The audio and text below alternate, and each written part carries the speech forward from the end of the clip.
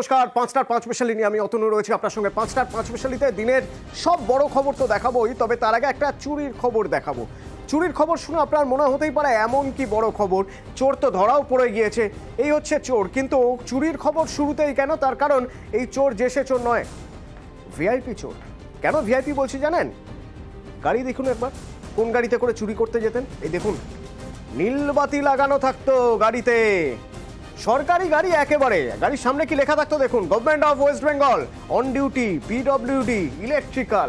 অর্থাৎ সরকারি গাড়ি, মাথায় নীল আলো, সেই গাড়ি নিয়ে চুরি করতে যেতেন।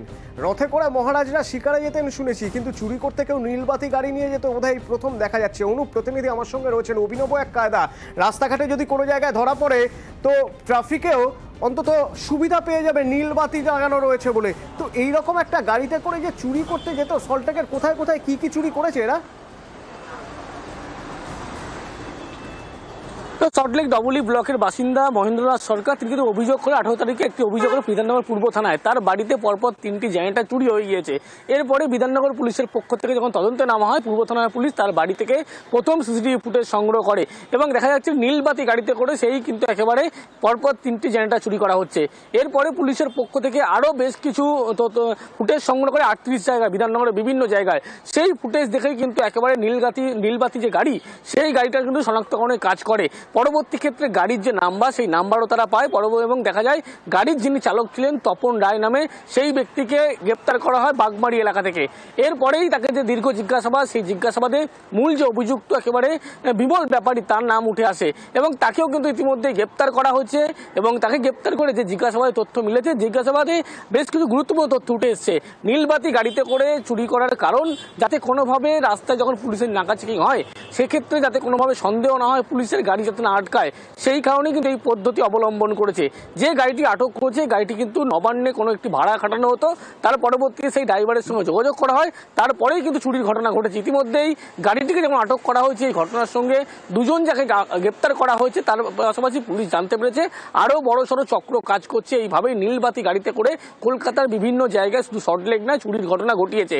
এবং এই নীলবাতি গাড়িতে করে বড়সড় চক্র আছে অনুপ, এই বিষয়ে কোনো সন্দেহ নেই। না হলে এই বুদ্ধি এলো কোথা থেকে যে রাস্তাঘাটে কেউ সন্দেহ করবে না এবং ট্রাফিকেও কোনো জায়গায় ধরাও পড়বে না, একেবারে বোঝাই যাবে না যে কেউ চুরি করতে যাচ্ছে, জেনারেটর চুরি করছে বাড়ি থেকে সল্টলেকের, সেটা নীলবাতি লাগানো গাড়িতে, একেবারে সরকারি গাড়ি।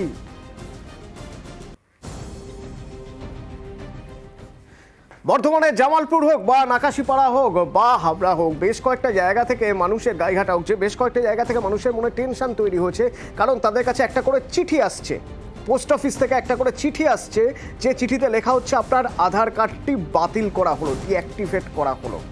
এর পিছনে চক্রান্ত দেখছেন মমতা বন্দ্যোপাধ্যায়, মুখ্যমন্ত্রী মমতা বন্দ্যোপাধ্যায় চক্রান্ত দেখছেন, কেন্দ্রকে নিশানা করছেন। কেন কেন এই ধরনের ঘটনা ঘটবে?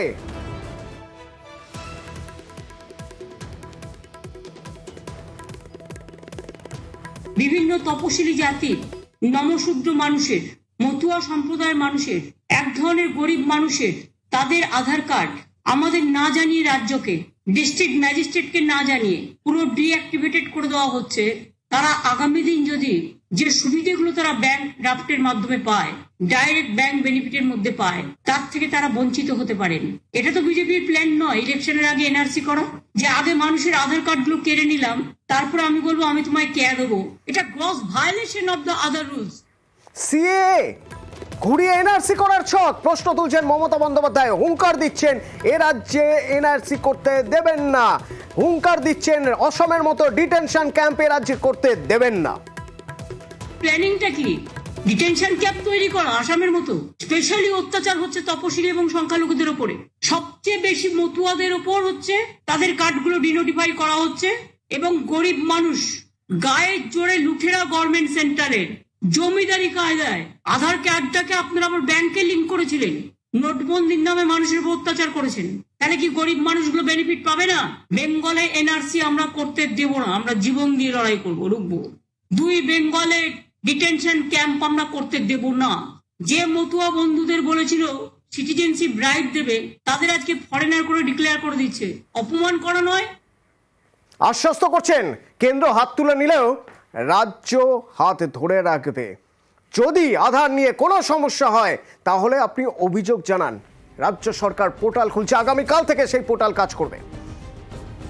আধার গ্রিভ্যান্সেস পোর্টাল, আধার সমস্যার portal of government of West Bengal will start from tomorrow. যাদের কার্ড ডিঅ্যাক্টিভেট করেছে ইমিডিয়েট তারা যেন আমাদের জানায়, কারণ তারা যাতে যে সুবিধাগুলো পাচ্ছিলেন কোন সুবিধা থেকে তারা যাতে বঞ্চিত না হয়। এটা পশ্চিমবঙ্গ, এটা দিল্লি নয়। এইভাবে জোর করে ইলেকশনে যেতে যায় না। শুধু তাই নয়, আধার কার্ড যদি বাতিল হয়ে থাকে কারো, যাতে কোনো রকম সুযোগ সুবিধা থেকে পরিষেবা থেকে বঞ্চিত না হন, বিকল্প কার্ড দেবে রাজ্য, জানিয়ে দিলেন মুখ্যমন্ত্রী মমতা বন্দ্যোপাধ্যায়। আমি গরিব মানুষকে বলবো, যদি আমারটা শুনে থাকেন কোনো অসহায়তা বোধ করবেন না। আমরা আর একটা অল্টারনেটিভ কার্ড দেবো, বিকল্প কার্ড, যার ফলে আপনার নাগরিকত্ব রক্ষা হবে। আপনার রেশন কার্ড থেকে শুরু করে, লক্ষ্মীর ভান্ডার থেকে শুরু করে, খাদ্য সাথী থেকে শুরু করে, কাস্ট সার্টিফিকেট থেকে শুরু করে যত বেনিফিট আছে সব আপনার রক্ষা করা, এটা আমাদের কাজ। আমরা আপনাদের পাহাড় না, বাংলাকে দমানো যাবে না। আমি নিজেও প্রধানমন্ত্রীকে একটা চিঠি লিখবো বলে ঠিক করেছি, কারণ আমার কাছে যত কমপ্লেন এসেছে তার ভিত্তি করে। আশ্বস্ত হচ্ছেন এই মানুষগুলো? এই মানুষগুলোকে আশ্বস্ত করতে হবে, কারণ আজ ছিল আধার, কাল আধারে, হঠাৎ করেই আধার নেই, তাহলে কি হবে? অবশ্য সুকান্ত মজুমদার, শুভেন্দু অধিকারী দাবি করছেন একদিনের মধ্যে, আজ রাতের মধ্যেই সব ঠিক হয়ে যাবে। কিভাবে ঠিক হবে? ওই দেখুন, টুইট করে জানিয়ে দিয়েছেন, টুইট করে জানিয়েছেন শুভেন্দু অধিকারী যে তিনি কথা বলেছেন, তাকে আশ্বস্ত করেছেন অমিত শাহ, তাকে আশ্বস্ত করেছেন অশ্বিনী বৈষ্ণবজি যে তারা ঠিক করে দেবেন। 24 ঘন্টার মধ্যে এই ডিঅ্যাক্টিভেটেড কার্ডগুলো রিঅ্যাক্টিভেটেড হবে, ডিঅ্যাক্টিভেটেড কার্ড রিঅ্যাক্টিভেটেড হয়ে যাবে। সুকান্ত মজুমদারও একই কথা বলছেন, শুনুন। যাদের আধার কার্ড সোকল ডিঅ্যাক্টিভেশন হয়েছে বলে প্রচার করা হচ্ছে, তাদেরকে আশ্বস্ত করছি বিন্দু মাত্র ভয় পাওয়ার কোনো কারণ নেই। আজ রাতের মধ্যে সোকল ডিঅ্যাক্টিভেটেড আধার কার্ড অ্যাক্টিভেট হয়ে যাবে। কোনো আধার কার্ড বাতিল হয়নি, বাতিল হবে না। ভয় পাবেন না, সিঁদুরো মেঘ দেখলে ডরাবেন না, এ আবার হয় নাকি? এই যে ডিঅ্যাক্টিভেট করার জন্য একটা চিঠি এসেছে, সেটা এসেছে পোস্ট অফিস থেকে। কবে চিঠি আসবে? যতদিন চিঠি না আসবে ততদিন কি অ্যাক্টিভেট হবে না? হাজার একটা প্রশ্ন মানুষের মধ্যে। তবে এই সব কিছুর মধ্যেই আবার রাজনীতি করছেন সুকান্ত মজুমদার। সুকান্ত মজুমদারের দাবি, সন্দেশখালী থেকে নজর ঘোরানোর জন্য আধার কার্ড নিয়ে রাজনীতি করছে তৃণমূল। আধার কার্ড নিয়ে বেশ কিছু সমস্যা হয়েছে, তাকে ব্যবহার করে মাননীয় মুখ্যমন্ত্রী এবং তার সাঙ্গপাঙ্গরা সন্দেশখালী থেকে জনগণের দৃষ্টি ঘোরানোর চেষ্টা করছে, পশ্চিমবঙ্গবাসীকে ভয় পাওয়ানোর চেষ্টা করছে। পাল্টা তৃণমূল দাবি করছে বড় সড় চক্রান্ত করেছিল বিজেপি। শুনুন। তারা একটা বড় চক্রান্ত শুরু করেছিলেন, তাদের জন্যই তাদের অথরিটি, তাদের সরকারের লোকজন এইভাবে আধার কার্ড থেকে লিঙ্ক কেটে দিয়ে হয়রান করছিল সাধারণ মানুষকে। মমতা বন্দ্যোপাধ্যায় এবং পশ্চিমবঙ্গ সরকার, তৃণমূল কংগ্রেস চড়া সুরে প্রতিবাদ করার পর তখন তারা পিছু হটতে বাধ্য হচ্ছেন। যারা বলে আমরা কথা বলে ছাড়াচ্ছি, তার মানে তো সবিরোধী কথা, তার মানে তো তারা জানে যে কারা করিয়েছে। প্রসঙ্গে যখন সন্দেশখালী থেকে 144 ধারায় স্থগিতাদেশ দিল কলকাতা হাইকোর্ট।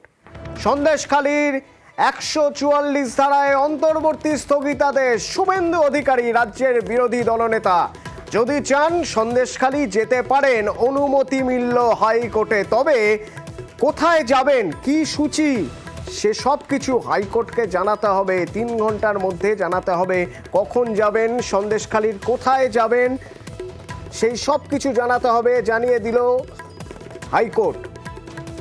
এবং 7 দিনের মধ্যে বসিরহাটের পুলিশ সুপারের রিপোর্ট তলব করা হলো। 1 ফেব্রুয়ারি থেকে জারি সব ক্রিমিনাল মামলার তথ্য তলব করা হলো। অর্ণব প্রতিনিধি আমার সঙ্গে রয়েছেন। অর্ণব, একটু জানতে চাইবো, 7 দিনের জন্য অন্তর্বর্তী স্থগিতাদেশ এই সন্দেশখালীর 144 ধারার উপর, কিন্তু এই যে শুভেন্দু অধিকারী যাবেন, শুভেন্দু অধিকারীর যাওয়ার অনুমতিতে কি কি শর্ত থাকলো হাইকোর্টের?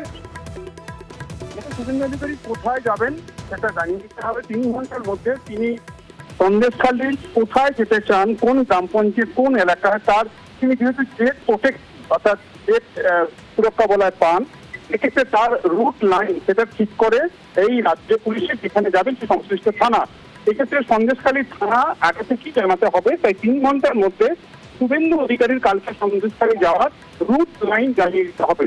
এবং সেক্ষেত্রে আমরা এখনো পর্যন্ত সূত্রের মারফত জানতে পারছি সন্দেশখালী ব্লকের সন্দেশখালী গ্রাম পঞ্চায়েতের পাত্রপাড়া আরো নস্করপাড়া সহ বেশ কিছু জায়গা রয়েছে, সেই জায়গাগুলিতে কাল শুভেন্দু অধিকারী যাবেন এবং সম্ভবত সকাল 8টা বা সকাল 9টার মধ্যেই তিনি রওনা দেবেন, এমনটাই তিনি হাইকোর্টকে 3 ঘন্টার মধ্যে যেটা জানানোর কথা জানাতে চলেছেন।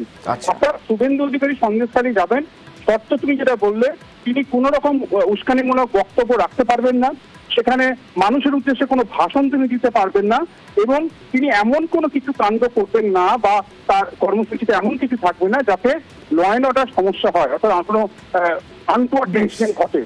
অন্যদিকে এটাও বলা হয়েছে যে রাজ্যের পুলিশ যদি নিরাপত্তা দিতে ব্যর্থ হয়, ল অ্যান্ড অর্ডার মানাতে ব্যর্থ হয় শুভেন্দু যাওয়ার সময়, তাহলে আদালত কিন্তু ধরে নেবে যে এই বিষয়টাতে ল অ্যান্ড অর্ডারের প্রশ্নে রাজ্যের পুলিশ মানতে বা সেক্ষেত্রে আদালত কিন্তু ব্যবস্থা বা পদক্ষেপ করবে। সেক্ষেত্রে কেন্দ্রীয় বাহিনী দিয়ে শুভেন্দু অধিকারী যাবে কিনা সেটা আদালত পরবর্তী শুনানির পর নির্ধারিত করবে। কিন্তু তুমি যেটা শুরুতেই বললে অত্যন্ত তাৎপর্যপূর্ণ, আমরা এর আগে দেখেছি বিচারপতি অপূর্ব সিনহা রায় কলকাতা হাইকোর্টের একজন বিচারপতি, তিনি স্বতঃপ্রণোদিত হয়ে সন্দেশখালীর যে বিভিন্ন যে অভিযোগ নারীদের, সেই নারী নির্যাতনের অভিযোগ নিয়ে তিনি স্বতঃপ্রণোদিত পদক্ষেপ করেছিলেন।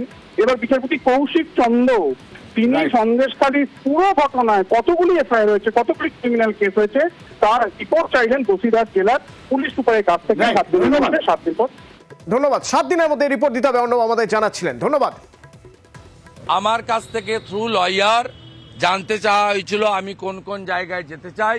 আমি সন্দেশখালী 2 নম্বর ব্লকে সন্দেশখালী জিপির 7 থেকে 8টা পাড়া যেখানে মহিলারা অত্যাচারিত হয়েছেন এবং যেখানে ভারতীয় জনতা পার্টির 14-15 জন কার্যকর্তাকে গ্রেপ্তার করা হয়েছে, সেই উদ্দেশ্যে আগামীকাল সকাল 9টায় আমি কলকাতা থেকে রওনা হব। আমার সঙ্গে এমএলএদের একটা ছোট্ট ডেলিগেশন থাকবে, 3-4 জন 5 জন এমএলএ নিয়ে আমরা কালকে সকাল 9টায় বেরোবো। যার অভিযোগে, যে নির্যাতিতার অভিযোগে গ্রেপ্তার হয়েছে শিবু হাজরা, তিনি তো বলছিলেন তিনি ভয় পাচ্ছেন, তিনি অভিযোগ করেছিলেন তার বাড়ি ভাঙচুর হয়েছে। এই দেখুন তার বাড়ির সামনের ছবি, আজ তার বাড়িতে পুলিশ পাহারা। আশ্বস্ত হতে পারছেন তিনি? কতটা ভরসা পাচ্ছেন? শুনবো তার কথা বিরতির পর, সঙ্গে থাকুন।